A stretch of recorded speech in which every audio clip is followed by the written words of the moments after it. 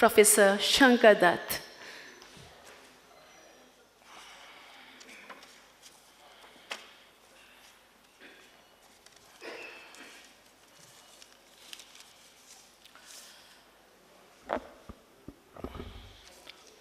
Professor Sugata Bose, the Vice Chancellor of Agra University, Dr. Arvind Kumar Dixit, Professor Nibir Ghosh and his wonderful scholarly wife, Dr. Sunita Rani Ghosh, Professor Karunakar, Professor Abdul Shaban, eminent scholars present in this auditorium, and friends.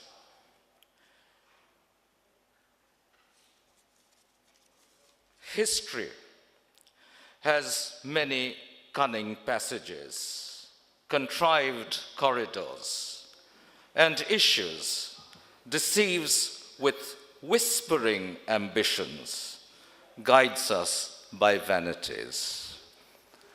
Perhaps these lines of T.S. Eliot describes how history has treated Subhash Chandra Bose. Let me outline a few important points about Bose, and I wish to do it because it is important that we locate Bose's ideas in the very difficult times that we live in. The first thing is Bose's unflinching opposition to British imperialism. And what he mentions on several occasions, particularly in the well-known Kabul thesis of the reconstruction, a national reconstruction of India in terms of a socialist egalitarianism. The success of a unified anti-colonial national movement depended largely on defeating the divisive policies of British imperialism. Very sadly, today, one of the major challenges faced in this country is associated with the whole issue of the communal divide. And Bose wanted very clearly and very generously, unlike Nehru in his presidentship earlier, when he refused to negotiate at all with Jinnah, and he had valid reasons for doing that, there is no doubt about it, Bose too felt that the Muslim League was not the sole authoritative representation of the Muslims in the subcontinent. But Bose had great generosity of spirit, which meant that he wished to create a certain kind of a space for negotiation. And he was not a narrow parochialist at all, and he believed in the whole notion of live and let live. He followed it up in terms of actual practice. In the Indian National Army, for instance, he writes that there were many more Muslim personnel than Hindus, but they worked together toward a common goal.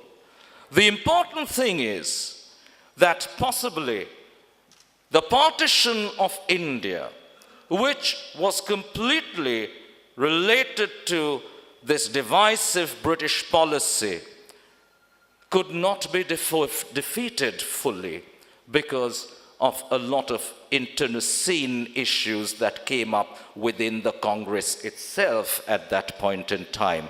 We do not know what would have happened if Bose had actually lived. Whether or not the subcontinent would have been partitioned or not is now merely a subject of speculation. Let us look at some of the other things that Bose stood for. He stood for justice for the untouchables. Again, a vexed issue that has confronted this country in terms of the language problems. He believed that Hindustani in the Roman script would possibly be the best answer for public communication in the country. Let us look at how all these come together in the practices of the Indian National Army, particularly in 1946. In 1946, when Gandhi was at Noakhali, trying to douse the fires of communal distress, who were the people who had gone there even before Gandhi did?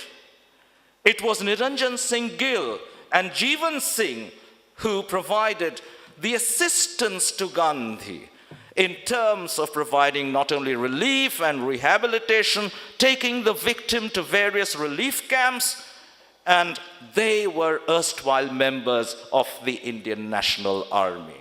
The same thing in Noakhali.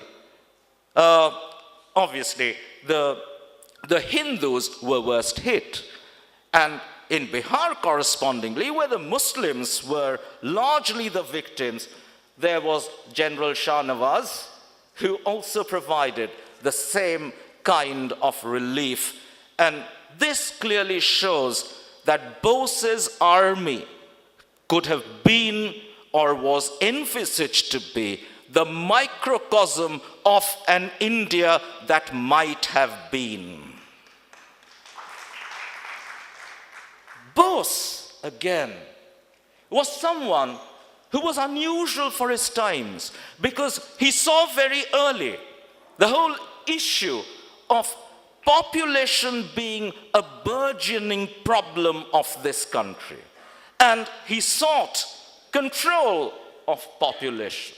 We are looking at the 30s, so far ago, when really the population of India was probably 1/4 of what it is today.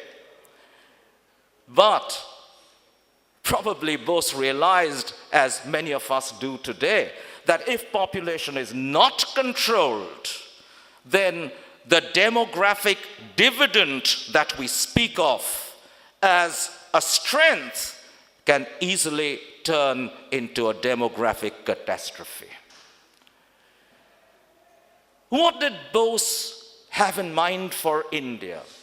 He believed in modern industrialization along with revival of the cottage industries, but it would be directed by the state.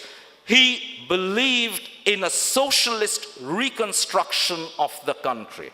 So when you have certain historians, largely belonging to the Western world, who are critical of Bose as being an ally of the fascists, it does not stand to reason at all. Alex von Tunzelmann is one such critic who thinks of Bose as being merely a fascist.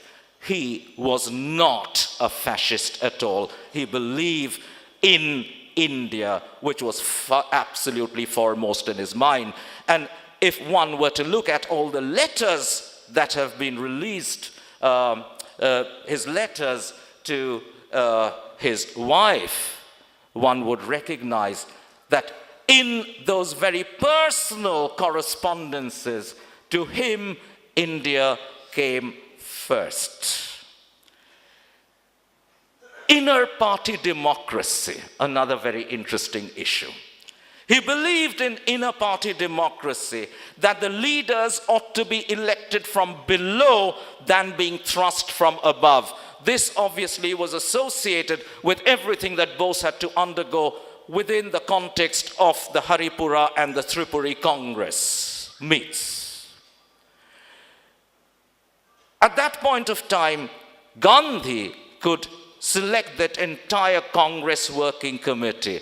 And today we realize all the national parties, they have scant respect for the elections to the legislative assemblies mainly, and leaders are usually thrust from above, rendering Indian democracy more as an electoral democracy than a participative democracy. This is what Bose actually had in mind. Finally, before I conclude, I would like to make a very fervent appeal. Today, which is a very significant day, Dr. Nibir Ghosh has enabled this day to happen, and he's been doing wonderful work over so many years to promote scholarship, research, which is truly remarkable. And Agra, I think, and the rest of the academic community in India should be actually proud of the work that he's doing. I would like to make a very special appeal and a request. There are many netas that have arrived in India, big netas, small netas, medium-sized netas, and Netaji Subhash Bose is associated with the prefix Netaji, probably the only genuine neta that we have in history.